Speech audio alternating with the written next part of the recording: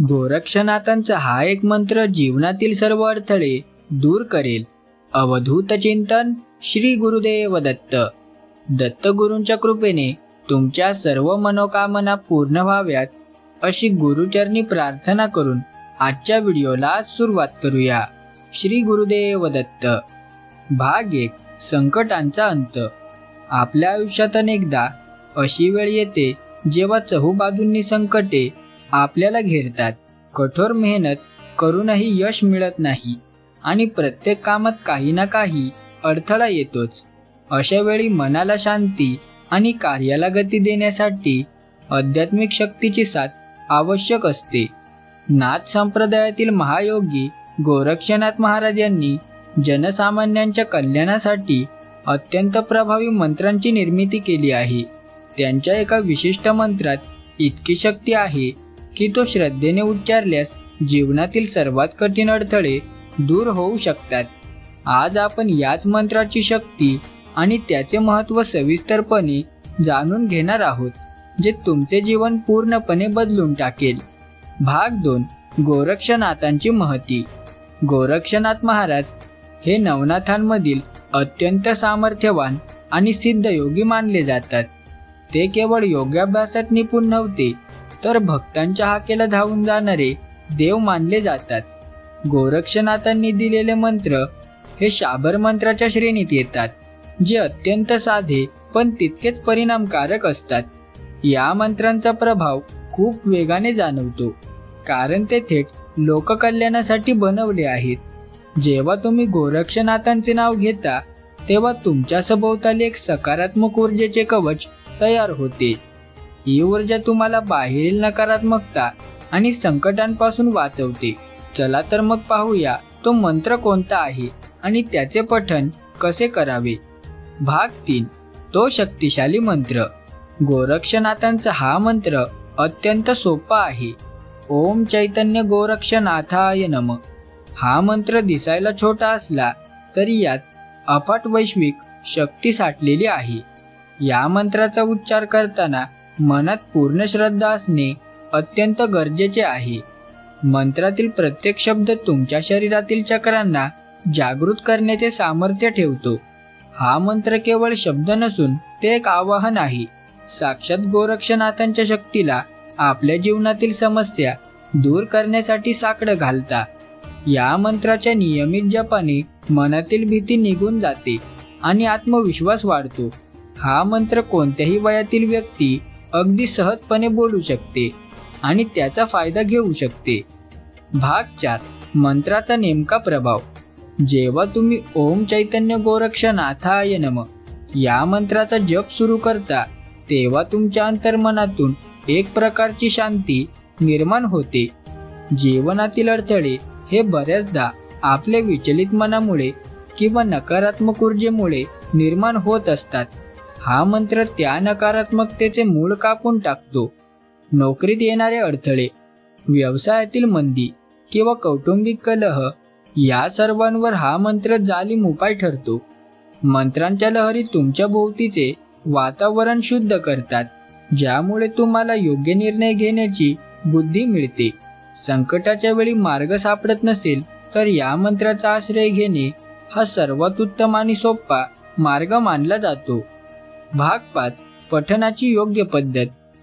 मंत्राचा पूर्ण लाभ मिळवण्यासाठी तो योग्य पद्धतीने म्हणणे आवश्यक आहे. रोज सकाळी लवकर उठून स्नान करून स्वच्छ कपडे परिधान करावेत. त्यानंतर एका शांत जागी बसून देवाचे ध्यान करावे.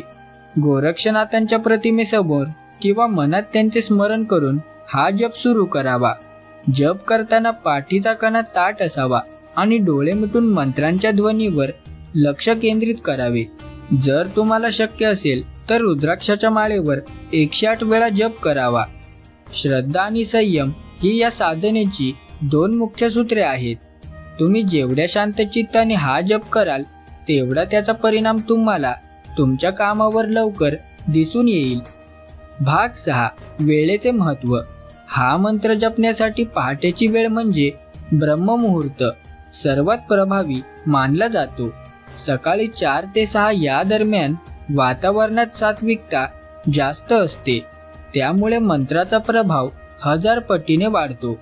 जर तुम्हाला सकाळी वेळ नसेल तर तुम्ही संध्याकाळी सूर्यास्ताच्या वेळी सुद्धा हा जप करू शकता. मंत्र पठणासाठी एक निश्चित वेळ ठरवून घेतल्यास तुमचे मन त्या ऊर्जेला लवकर स्वीकारते. पण लक्षात ठेवा, हा मंत्र केवळ संकटाच्या वेळीच नाही तर सुख असतानाही कृतज्ञता म्हणून जपावा. सातत्य हे कोणत्याही मंत्राच्या यशाचे रहस्य असते. दररोज न चुकता केलेले पठण अडथळ्यांना कायमचे दूर करते. भाग 7. नकारात्मकतेचा नाश. अनेकदा आपल्या प्रगतीमध्ये बाहेरील वाईट दृष्टी किंवा घरातील नकारात्मक वास्तूचा अडथळा असतो. अशा वेळी ओम चैतन्य गोरक्षनाथाय नमः या मंत्राचा प्रभाव एका ढालीसारखा काम करतो. हा मंत्र तुमच्या घराचे आणि तुमचे रक्षण करतो. जर तुम्हाला सतत अस्वस्थ वाटत असेल किंवा कामात विनाकारण विलंब होत असेल तर समजून जा की ऊर्जेचा समतोल बिघडला आहे. गोरक्षनाथांचा हा मंत्र ती ऊर्जा संतुलित करतो. मंत्राच्या उच्चाराने निर्माण होणारी कंपने घरातील कोपऱ्यातील नकारात्मकता बाहेर काढतात. यामुळे घरात प्रसन्नता नांदते आणि घरातील सदस्यांचे आरोग्य सुधारते. मोठी मदत होते. हा अनुभव अनेकांनी घेतला आहे. भाग 8. मानसिक शांतीचा लाभ. अडथळे केवळ बाह्य नसतात तर अनेकदा त्या आपल्या मनातच असतात. तणाव, नैराश्य आणि गोंधळलेले मन हे प्रगतीचे सर्वात मोठे शत्रू आहेत. गोरक्षनाथांचा मंत्र तुमच्या मानसिक आरोग्यासाठी एक वरदान आहे. जप करताना तुमचे मन एकाग्र व्हायला लागते, ज्यामुळे मानसिक थकवा दूर होतो. ज्यांना रात्री शांत झोप लागत नाही किंवा ते सतत चिंतेत असतात त्यांच्यासाठी हा मंत्र अमृतासारखा आहे. नियमित जपाने विचारांमध्ये स्पष्टता येते. जेव्हा विचार स्पष्ट असतात तेव्हा अडथळ्यांवर मात करणे सोपे जाते. मनाची शक्ती वाढली की बाहेरील कितीही मोठे संकट असले तरी ते तुम्हाला हतबल करू शकत नाही. भाग 9. श्रद्धेचे फळ.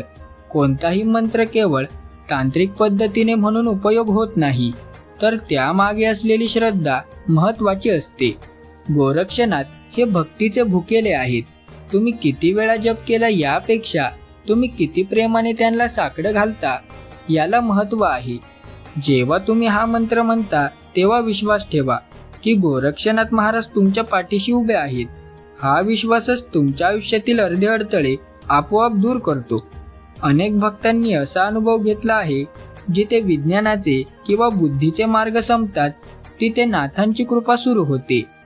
अशक्य गोष्टी शक्य करण्याची ताकद या मंत्राच्या श्रद्धायुक्त पठणामध्ये नक्कीच दडलेली आहे.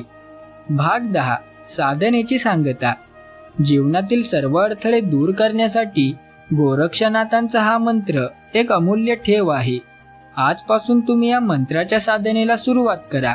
स्वतःमध्ये आणि आपल्या परिस्थितीत होणारा बदल तुम्हाला लवकरच जाणवेल. लक्षात ठेवा, संयम आणि सातत्य हीच यशाची गुरु किल्ली आहे. गोरक्षनाथांच्या आशीर्वादाने तुमच्या आयुष्यातील सर्व अंधार दूर होऊन यशाचा प्रकाश नक्कीच पडेल. हा मंत्र केवळ तुमचे संकट दूर करणार नाही तर तुम्हाला ईश्वराच्या अधिक जवळ नेईल. ओम चैतन्य गोरक्षनाथाय नमः या मंत्राचा घोष करत आपल्या जीवनाची नवी आणि सकारात्मक सुरुवात करा. गोरक्षनाथ महाराजांचा विजय असो. सर्वांचे कल्याण हो हीच ईश्वरचरणी प्रार्थना. अवधूत चिंतन श्री गुरुदेव दत्त.